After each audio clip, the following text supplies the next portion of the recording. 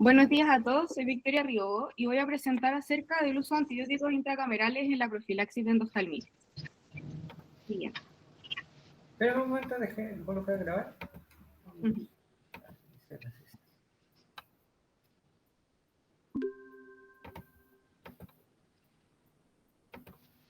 Ahora sí, doctora.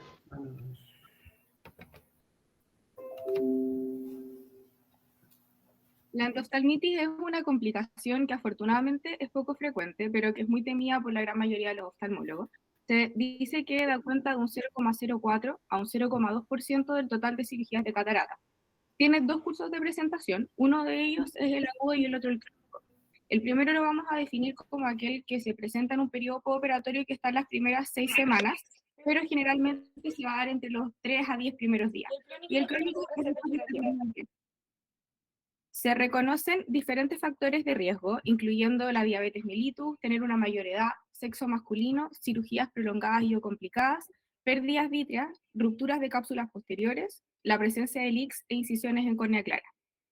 Respecto de los síntomas y signos en la clínica, se reconoce la disminución en la agudeza visual, la cual puede llegar a ser muy importante, dolor de distinta intensidad, inflamación palpebral, la presencia de hipopio en ojo rojo, como se puede ver muy bien en esta fotografía, y también en algunos casos la presencia de Haze. El diagnóstico de la endoftalmitis es fundamentalmente clínico, pero es importante siempre apoyarse en el laboratorio microbiológico con la toma de cultivos y en muchos casos la ecografía B va a ser muy útil para detectar las opacidades a nivel vítreo. El diagnóstico diferencial más importante es el TAS y es fundamental iniciar el diagnóstico con la mera sospecha clínica, dadas las importantes consecuencias que puede tener y por lo tanto influir el pronóstico y un manejo oportuno. La siguiente.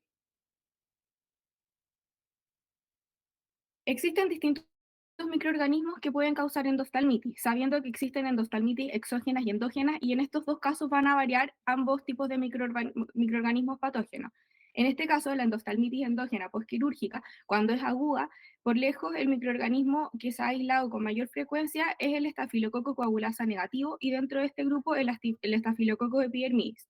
Existen otros que igualmente se han reconocido como el Staphylo aureus, también algunos estreptococos como el beta-hemolítico, alfa-hemolítico, el streptoneumoniae, y también algunos gram negativos, incluyendo la Pseudomonas aeruginosa. Existen también endoftalmitis fúngicas, y en el caso de aquellas endoftalmitis postoperatorias crónicas, destaca el propio Nibacterium acnes. Siguiente, por favor.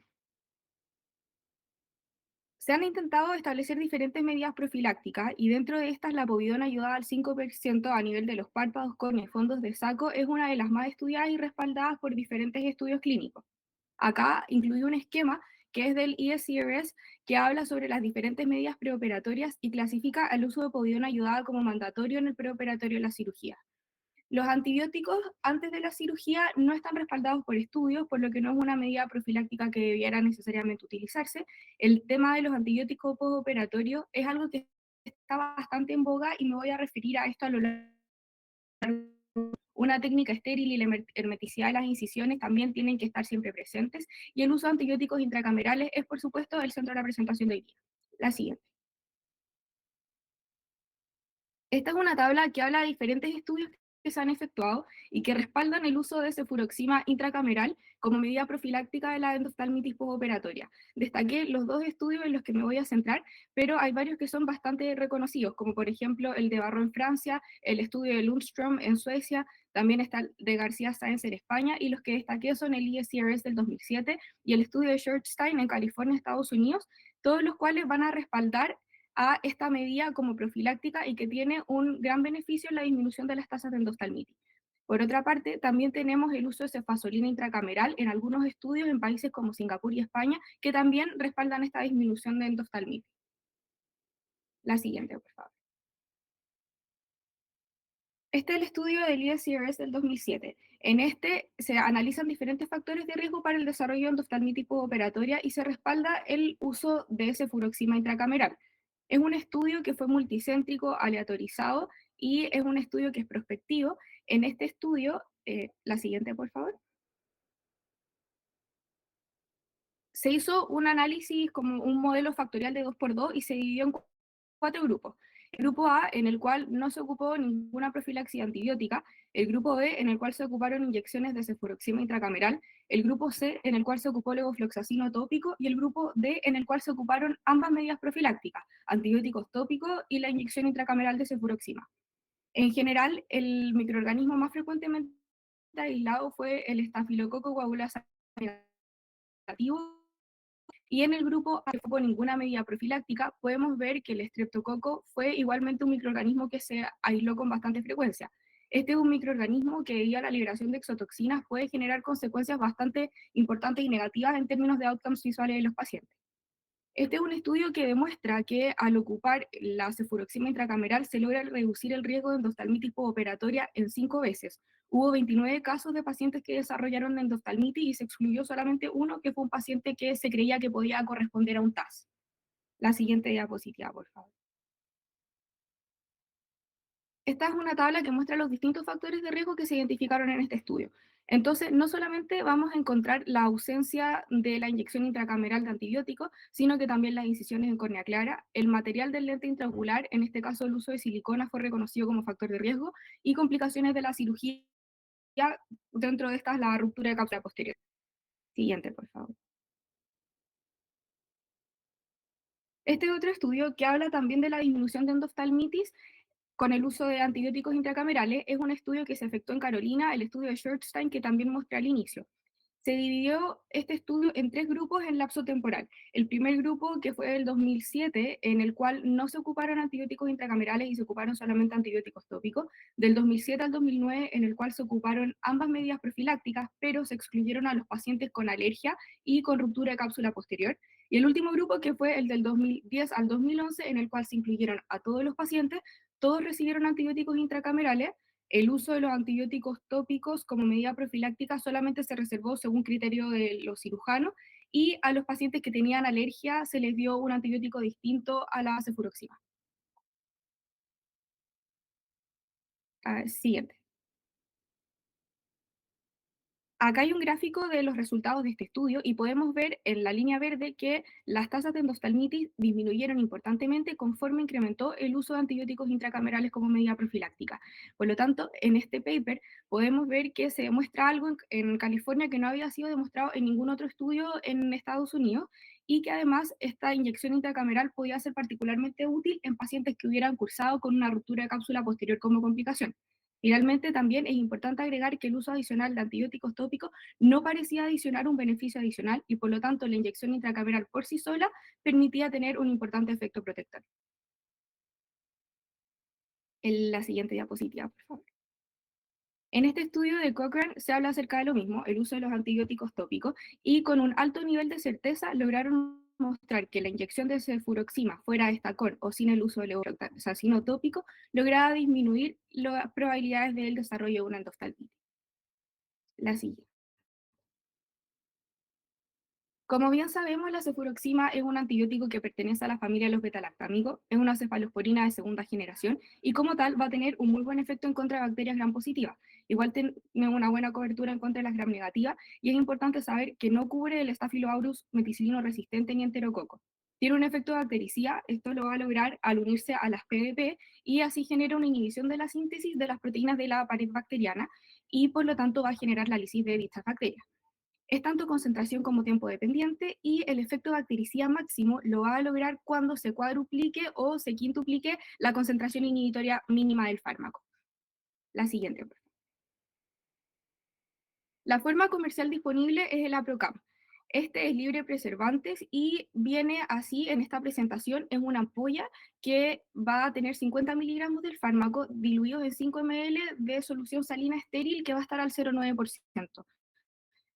Como de praxis de la endoftalmitis, se va a ocupar 0,1 ml de esta solución, que va a tener 1 miligramo del fármaco. Es importante saber que existe esta forma comercial disponible, que está disponible en diferentes países de Europa, no así en Estados Unidos, puesto que el hecho de que se prepare el fármaco o la dilución antes de la cirugía y que no venga la preparación comercial desde antes, se ha asociado con un mayor riesgo de complicaciones.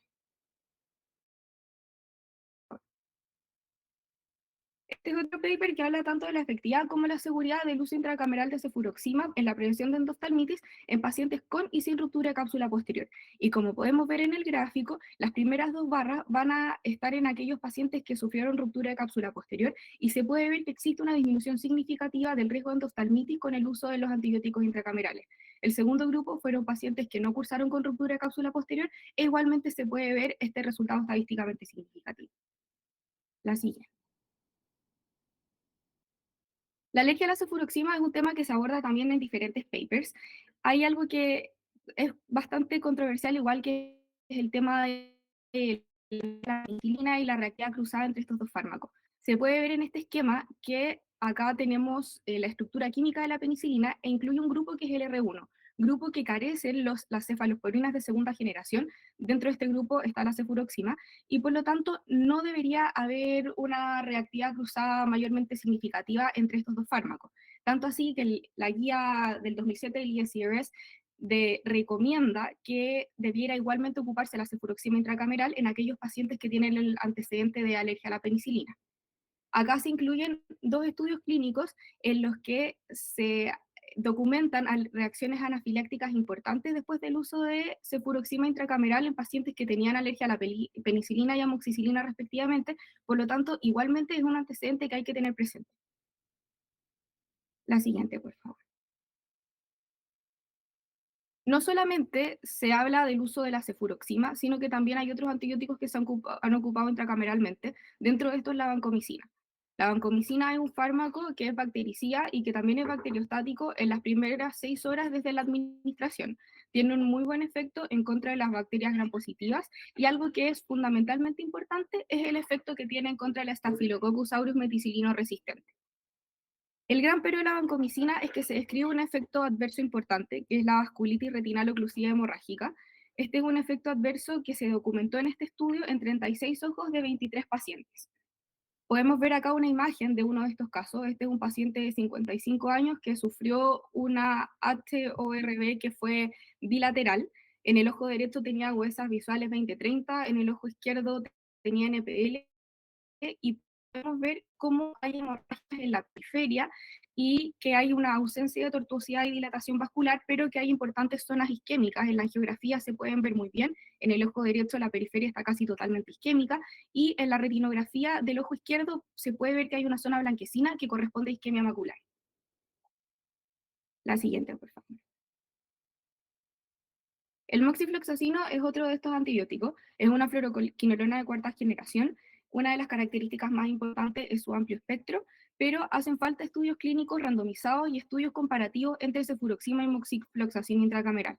En general, cuando se ocupan intracamerales, una de las características más importantes es que sean libres de preservantes, de tal manera a disminuir el riesgo de TAS.